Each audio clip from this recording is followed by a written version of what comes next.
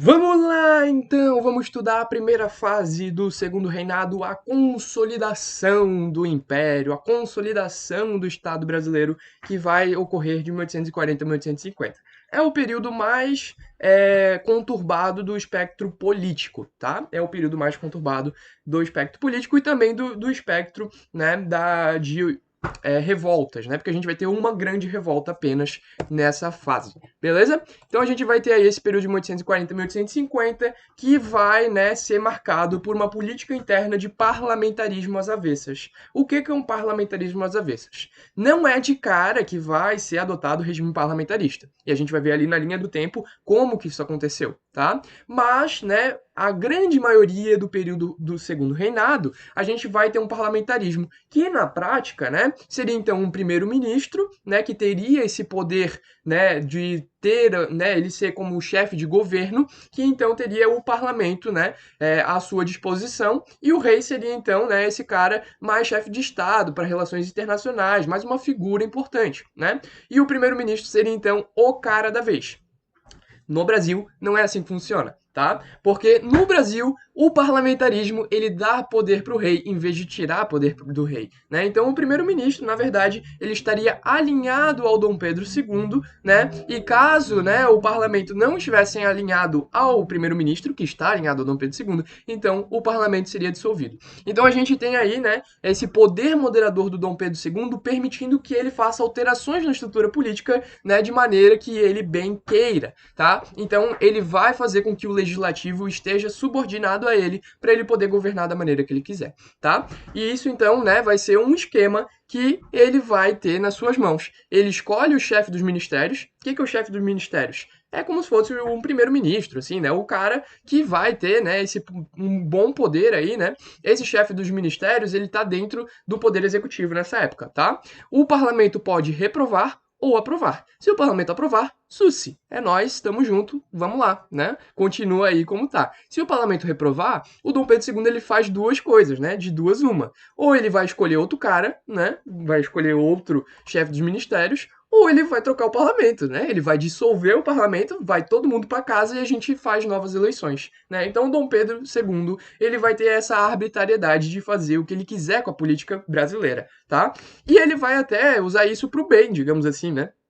Pro bem, né? A gente sabe que, né, hoje se sabe que o Dom Pedro II, né, ele tinha essa questão da modernização, ele queria industrializar o país, ele queria, né, ter uma economia saudável, né, no Brasil, e ele sabia que, né, para isso ele ia precisar acabar com a escravidão. Porque quando a gente tem escravidão, a gente tem, né, falta de mercado consumidor, porque o escravo não tem dinheiro para consumir. A gente precisa de trabalho assalariado para o proletário poder comprar os produtos, né, produzidos internamente. Então o Dom Pedro II ele queria acabar com a escravidão, mas, né, a elite que era a principal, né, chave para sustentar o segundo reinado não permitia, porque a elite tanto cafeeira quanto a elite açucareira, né, mais antiga, essa elite ela queria continuar com a escravidão porque se beneficiava muito disso. Então o Dom Pedro II ele vai paulatinamente, né, usando o poder moderador dele para agregar as pautas congressistas, tá? Só que é claro que ele vai fazer isso de maneira muito esparsa, de maneira muito tranquila, né? Não vai ser de cara que ele vai fazer isso,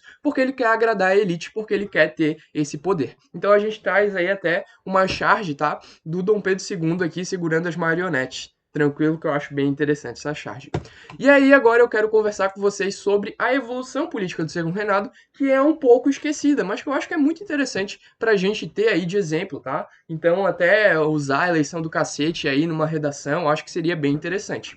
Qual que era a preocupação inicial do Dom Pedro II? Acabar com as revoltas. Nesse momento a gente tem duas acontecendo ainda, Balaiada e Revolução Farroupilha. Então ele vai orquestrar, né, o seu exército, não existia exército ainda, né? Mas ele vai orquestrar, né, a Guarda Nacional, vai orquestrar aí o Duque de Caxias para ir lá na Revolução Farroupilha, negociar, tentar acabar, e ele vai conseguir. As revoltas acabam completamente em 1845. Enquanto isso, né, a gente vai ter aí a definição do plano político. Então o primeiro ministério ele vai ser composto pelos liberais. Por quê? Porque os liberais ajudaram o Dom Pedro II a fazer o golpe da maioridade. Né? Foram os liberais que criaram a bancada da maioridade, que criaram o grupo da maioridade. Né?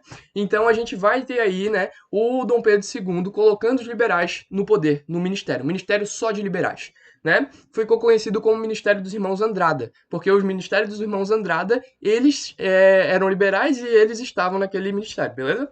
E aí os nossos queridos irmãos Andrada, né, eles sofriam uma forte oposição do parlamento, que na época tinha sido composto exclusivamente, quase, né, por conservadores. E aí os conservadores estavam fazendo muita oposição aos irmãos Andrada, né? A gente vai ter aí as eleições do cacete, que foi uma tentativa, né, de restabelecer as eleições do parlamento, tá? Então, os irmãos Andrade, eles vão influenciar o Dom Pedro II a convocar uma eleição nova, dissolve-se o parlamento, convoca uma eleição nova para, então, tentar colocar os liberais no parlamento, beleza? E aí, o que vai acontecer? O Partido Liberal conseguiu, né, com muita porrada, tiro, porrada e bomba, fraude nas eleições, né? Por isso que ficou conhecido como eleições do cacete, né? Foram eleições à força, né? Então, se não fosse liberal, a gente batia, né, em quem fosse lá votar. Então, foi uma loucura, né? Aqui uma imagem representando as pessoas se batendo, uma loucura, uma besteira generalizada, né? E aí a gente vai ter o Partido Liberal conseguindo hegemonia, né, tanto no parlamento quanto nos ministérios.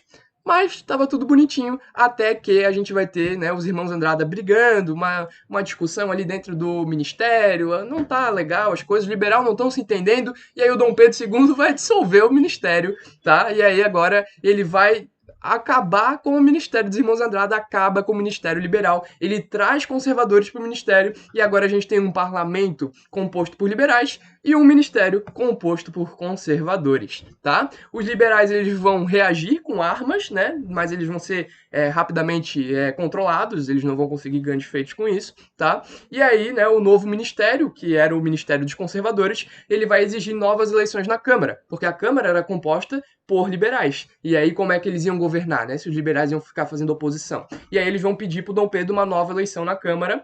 O parlamento é dissolvido mais uma vez e os conservadores vão preencher a Câmara. E agora nós temos conservadores tanto no ministério quanto no parlamento. Olha só que loucura, né?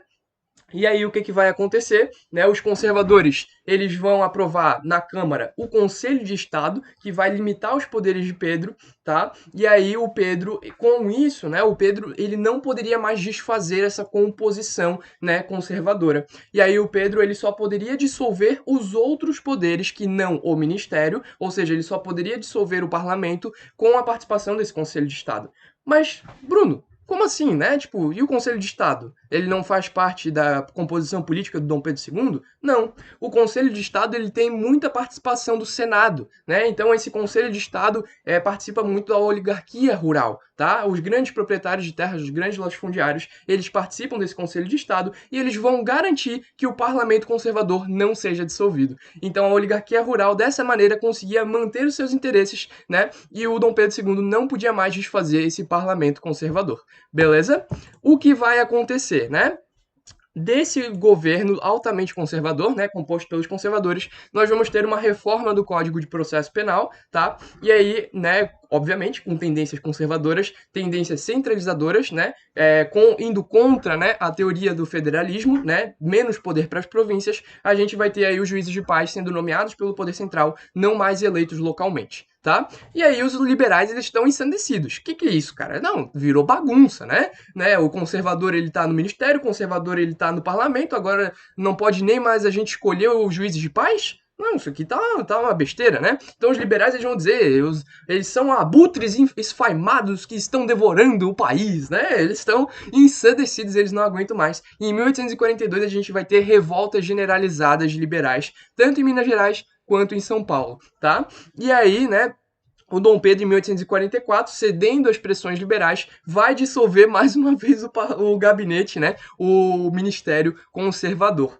Os liberais, eles eram menos intransigentes em relação à abolição. E nessa época, em 1844, Dom Pedro II começa a sofrer, né, pressões aí da Inglaterra para acabar com a escravidão. Então o Dom Pedro, ele, por mais que, né, gostasse dessa centralização do poder nele e tal, né, por mais que ele gostasse, né, desse poder maior com os conservadores que ele tinha, ele ainda tinha nessa ressalva que ele precisava dar, né, ele precisava colocar em prática o seu plano, né, de desenvolvimento industrial, colocar em prática o seu plano de modernização econômica do Brasil.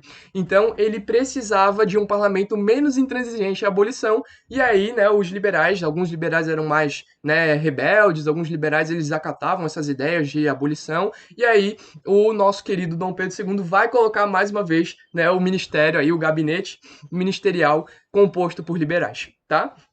E aí o que, que vai acontecer, né? Os liberais, né, eles vão sacar esse plano do Pedro e os liberais eles têm uma maioria contra a abolição. E aí os liberais eles vão olhar para o conservador e vão falar, cara, por que, que a gente está brigando? Se a gente se unir, velho, dane-se essa questão de federalismo, de centralização, vamos focar no que é mais importante. Porque se a gente deixar esse velho babão aí, o Dom Pedro II, na verdade não era velho, né? Aqui ele estava novinho ainda, mas se a gente deixar o Dom Pedro II aí fazer o que ele quer, ele vai acabar abolindo a escravidão. E aí a gente vai ter uma união de conservadores e liberais, né, que vão alienar as massas populares, né, vão fazer uma massa de manobra com o povo e eles vão conseguir, né, manter o escravismo latifundiário, né? Então eles vão começar agora a alternar o poder, né, liberais e conservador, liberal e conservador. E aí que vem aquela famosa frase, né? Nada mais liberal do que um conservador no poder, nada mais conservador do que um liberal na oposição. Ou o contrário, é só inverter, né?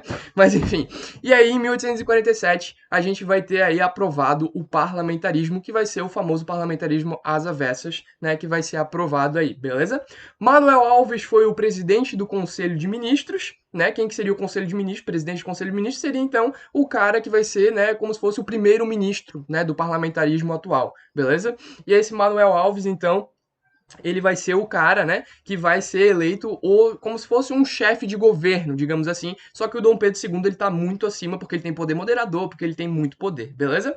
E então a Câmara ela seria dissolvida caso não tivesse uma maioria do partido do primeiro-ministro. Por isso que a gente conhece como parlamentarismo às avessas, né? Porque se o primeiro-ministro, né, que é o presidente do Conselho de Ministros, né, que ele tem muito apoio do Dom Pedro II. Se ele não gostasse, né, da Câmara, então a Câmara seria dissolvida e não seria então o primeiro-ministro que seria derrubado, o que é bem contraditório, né? Isso traz muito poder, né, para essa questão centralizadora, para essa questão do Dom Pedro II. Então é bem um parlamentarismo às avessas mesmo, tá?